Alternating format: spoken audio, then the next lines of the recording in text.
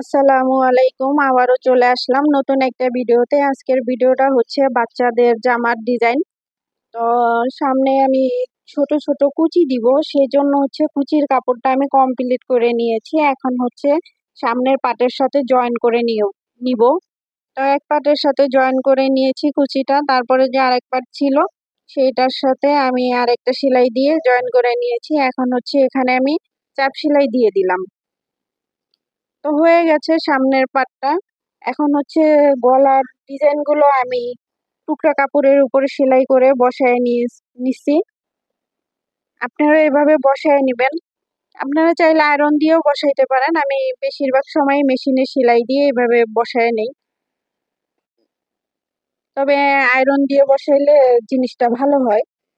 আমি এরকম মেশিনে সেলাই দিয়েই বসায় নেই, অনেক সময় আয়রন দিয়েও বসাই। এখন হচ্ছে আমি গলার ডিজাইনটা সেলাই করে নিলাম সামনের পাটের সাথে। তো হয়ে গেছে সামনের পাটটা কমপ্লিট। এখন হচ্ছে আমি গলার ডিজাইনটা কেটে নিলাম। তারপর হচ্ছে এইভাবে একটু কেটে নিতে হবে, খেয়াল রাখতে হবে সেলাইগুলো যাতে না কাটে।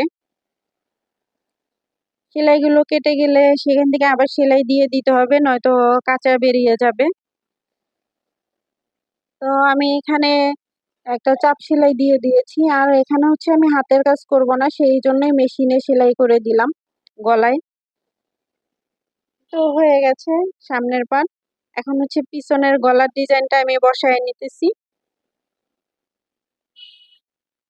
সেম ভাবে কেটে নিব, নিয়ে হচ্ছে এখানে আমি একটা চাপ সেলাই দিয়ে দিব। এটা হচ্ছে যে গলার যে বক্রমটা আছে সেইটার উপর সেলাইটা দিতে হবে।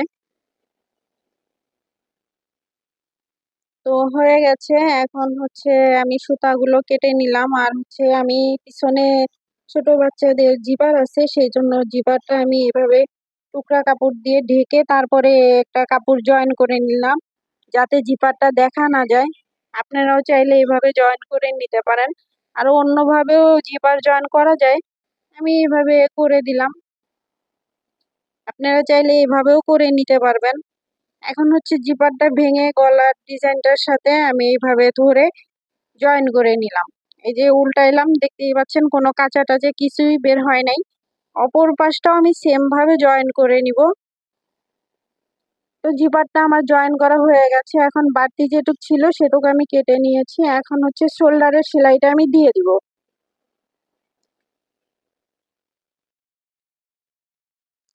শোল্ডারের সেলাইটা দেয়া হয়ে গেছে। এখন হচ্ছে পিছনের সাইডটাও আমি মেশিনে সেলাই করে দিব, যেহেতু আমি হাতের সেলাই দেব না, সেই জন্য আমি পিছনের গলার ডিজাইনটাও আমি মেশিনে সেলাই করে দিয়েছি।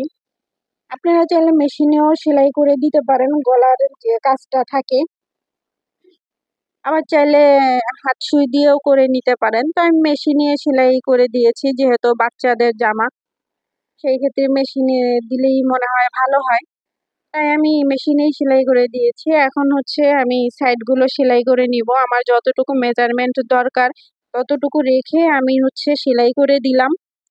এখন হচ্ছে যে নিচের ঘেরের পাটে যে কুচির কাপড়টা, সেটা হচ্ছে আমি দুই পাট ছিল জয়েন করে নিলাম, নিয়ে এই যে ছোট ছোট কুচি দিয়ে দিলাম।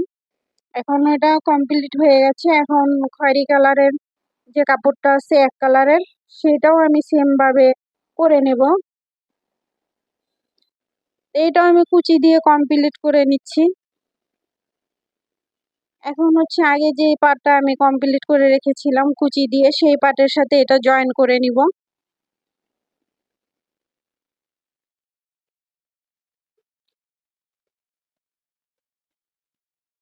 এই তো আমি জয়েন করে নিলাম এই পাটের সাথে।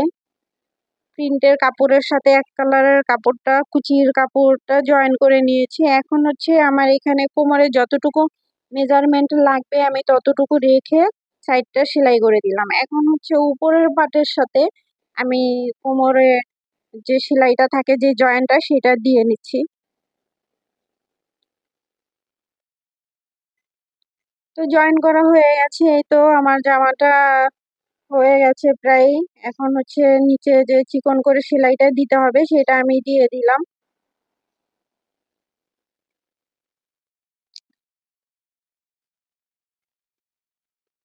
তো হয়ে গেছে, গেরের যে চিকন সেলাইটা থাকে সেটাও আমার কমপ্লিট। এখন হচ্ছে এখানে আমি হাতাটা কমপ্লিট করব।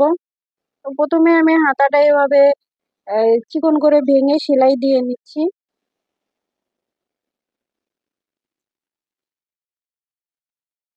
সেলাই করা হয়ে গেছে। এখন হচ্ছে উপরের সাইডে মানে মোহরের সাইডে যেটা থাকবে সেই সাইডে আমি কুচি দিয়ে তারপরে সেলাই করে নেব, কারণ এই সাইডে একটু কুচি হবে।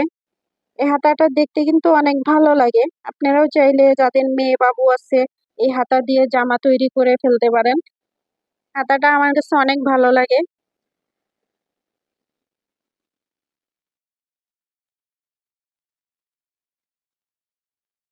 তো এক সাইডের হাতাটা জয়েন করা আমার কমপ্লিট। এখন অপর সাইডের হাতাটাও আমি সেম ভাবে কমপ্লিট করে নেব। হয়ে গেছে, হাতাটা জয়েন করা কমপ্লিট। এই তো জামাটা আমার কমপ্লিট হয়ে গেছে। আপনারাও চাইলে এরকম সুন্দর সুন্দর ডিজাইনের জামা তৈরি করে নিতে পারেন। আজকের